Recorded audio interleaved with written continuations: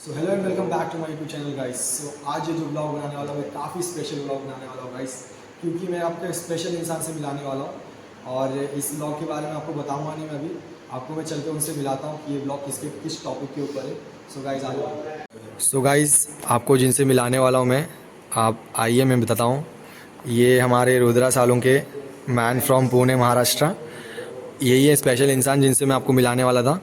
Guys मैं आपको बताना चाहता हूँ, जो सिनर्जी का एग्ज़ाम होता है जीपी रेटिंग फॉर्म के लिए, जो इन्होंने अप्लाई किया था, हमारे क्लास से काफ़ी लोगों ने अप्लाई किया था, उनमें से ये भी एक थे और इन्होंने सक्सेसफुली इसे क्लियर किया और भाई सेलेक्ट हो गए। आपको बताना चाहता हूँ गाइस, बहुत लोग होते हैं कि कोर्स करने के बाद उनको जॉब मिलता भी नहीं है और किनको मिलता भी है, और भाई को जॉब पहले ही इनको मिल गई है कोर्स ख़त्म होने से पहले। सो मैनी कंग्रेचुलेशंस ब्रदर, बहुत अच्छा लगा कि मेरे क्लास से कोई सेलेक्ट हुआ। सो मैं ये व्लॉग आपके लिए इसलिए बना रहा हूँ कि जो भी लोग आने वाले हैं नेक्स्ट बैच में, सो उनको आप क्या बताना चाहते हो आपके एक्सपीरियंस के बारे में। कुछ नहीं, मेरा एक्सपीरियंस यही है कि अगर आप पढ़ोगे तो आपको होगा। मतलब आप सिनर्जी एक ऐसी कंपनी जहाँ पे अगर आप एक बार चढ़ गए, मतलब सिनर्जी आपको कंपनी लग गई, तो आपको लाइफ टाइम वही कंटिन्यू करोगे, कोई से छोड़ोगे छोड़ोगे नहीं कंपनी। और देखा जाए तो एग्ज़ाम इजी भी नहीं थी, टफ भी नहीं थी, मीडियम मॉडरेट लेवल की। उसके फॉर्म्स जो थे सिनर्जी के, अगर आपको अप्लाई करना रहेगा सिनर्जी में तो आप उसके 2 बार फॉर्म्स निकलते हैं साल में, एक बार फरवरी में तो मार्च में, और दूसरी बार सितंबर में। तो मैंने सितंबर में अप्लाई किया था, इस सितंबर में। तो फॉर्म अप्लाई करने के बाद हमें 6 अक्टूबर का डेट मिला था एग्ज़ाम का। 6 अक्टूबर का हमारा पेपर होना था। तो फिर हमें पेपर के प्रायर 2 दिन हॉल टिकट आया था। तो हॉल टिकट मिलने के बाद हमको अपना सेंटर पता चला था। फिर उस सेंटर में हम गए, पेपर दिया।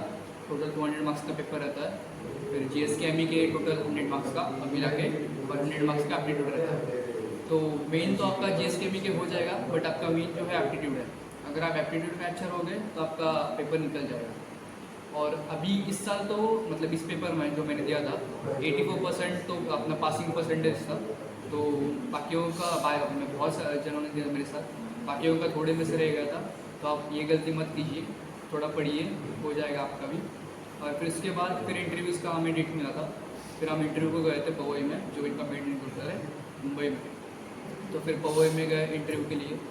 तो 8-8 का स्लॉट्स रहता है, मतलब 8 जन एक बैच में रहते हैं। तो फिर मेरा इंटरव्यू चालू हुआ था। तो फिर मुझे उन्होंने पहले पूछा कि आप इंट्रोडक्शन वगैरह पूछा, इंट्रोडक्शन वगैरह दे दिया मैंने। फिर हमें पूछा फैमिली बैकग्राउंड के बारे में, तो फैमिली बैकग्राउंड हो गया।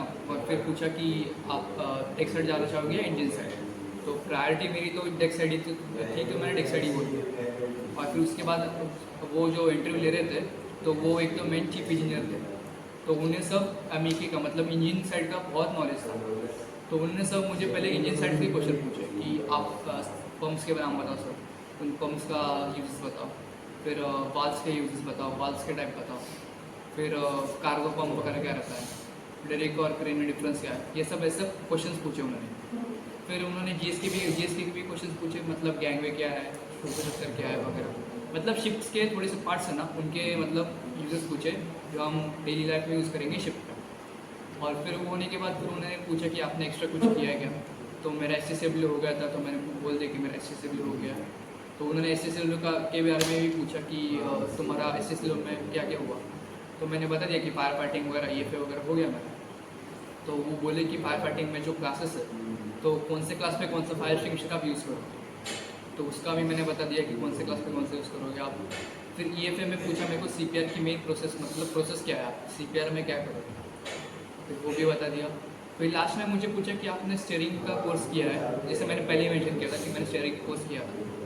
तो उन्होंने बोला कि स्टीयरिंग का कोर्स किया है, तो मैं आपको ऑर्डर दूंगा, वो आपका ऑर्डर रिपीट करके बताना आपको मुझे।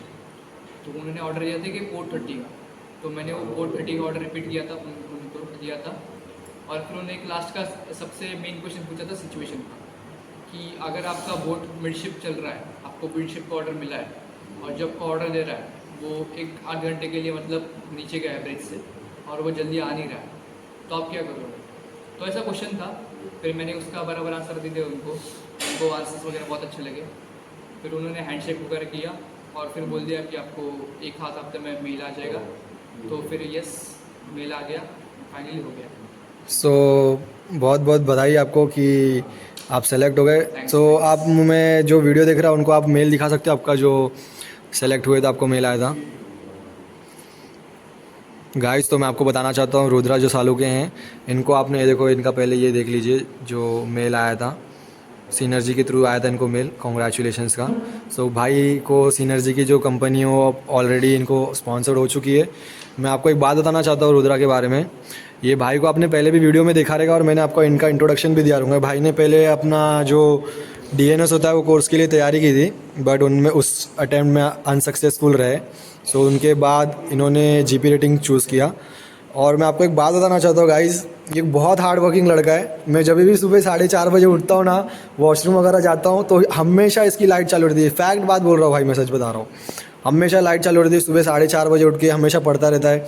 नाइट ड्यूटी भी रहेगी तो पढ़ता रहता है। कुछ भी होने दो भाई, ये क्लास में ना इसकी कुछ भी चीज़ है कि पढ़ता रहता है, हमेशा पढ़ता है।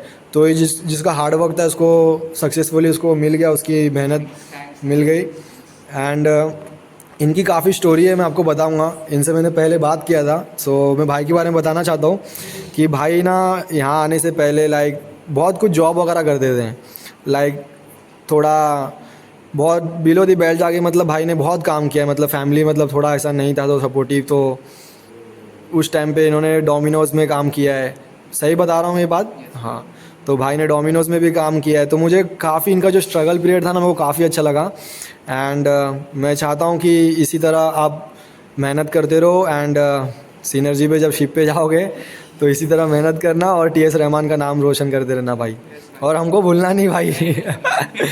सो गाइस ये था इस वीडियो में। एंड भाई का जो भी क्वेश्चन और कुछ भी इंटरव्यू में पूछा था मैं उनसे पूछ के सारे डिस्क्रिप्शन में डाल दूँगा, ठीक है। सो बहुत बहुत धन्यवाद भाई, आप मेरे व्लॉग में आए, अपना कीमती समय दिया, बहुत बहुत थैंक्स। चलो गाइस मिलते, बाय।